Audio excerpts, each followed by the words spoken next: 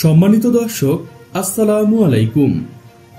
বাংলার তথ্য নির্ভর সর্বশেষ খবরাখবরে যুক্ত হওয়ার জন্য আপনাকে অসংখ্য ধন্যবাদ। জানিয়ে দিচ্ছি আমাদের হাতে থাকা সর্বশেষ আপডেট। সাব্বাস বাংলাদেশ নৌবাহিনীতে Italian airborne radar maritime patrol aircraft সংযুক্ত হয়েছে।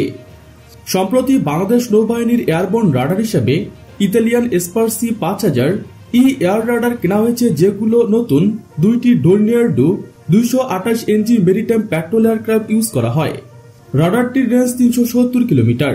এটি একটি মাল্টিমোড রাডার সিস্টেম, যেখানে mechanical scanning of the anatomic with electronic scanning in the radar beam একসাথে ব্যবহার করা হয়েছে, যা এটিকে একটি কস্ট ইফেক্টিভ প্ল্যাটফর্মে পরিণত করেছে।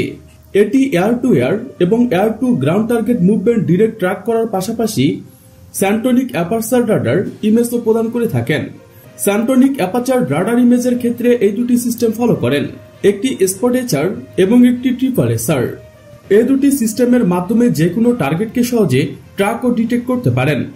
বাংলাদেশ নৌবাহিনী 2017 সালে ইতালিয়ান ডিফেন্স জায়ান্ট লিওন্ডো কোম্পানি এর সাথে আরও এরকম দুইটি রাডার কেনার জন্য চুক্তিবদ্ধ হয়েছেন, যেগুলো 2021-22 সালে জার্মানি থেকে ডেলিভারি পাওয়া ডোর্নিয়ার 228 এনজি এমপিএ ইউজ করা হয়েছে।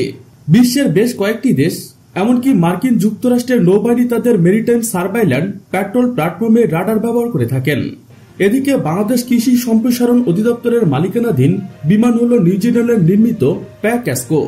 1980 সালের দিকে তারা প্রথমে নিউজিল্যান্ড থেকে বিমানগুলো ক্রয় করে থাকেন। মূলত আকাশ থেকে কীটনাশক স্প্রে করার জন্য এই বিমানগুলো কেনা হয়েছিল, কিন্তু পরে আন্তর্জাতিকভাবে এগুলো কীটনাশক স্প্রে নিষিদ্ধ করা হলেও বিমানগুলো এই কাজে আর ব্যবহার করা হয়নি। এরকম মোট 3টি বিমান সার্ভিসে ছিল। বিমানগুলো সর্বশেষ 1990 সালের আশেপাশের সময় পর্যন্ত উড়েছিল। বর্তমানে এগুলো বাংলাদেশ বিমান বাহিনীর অধীনে রাখা হয়েছে এবং এগুলো ব্যবহার করা হয় না। প্রিয় দর্শক, আজকে পর্যন্তই।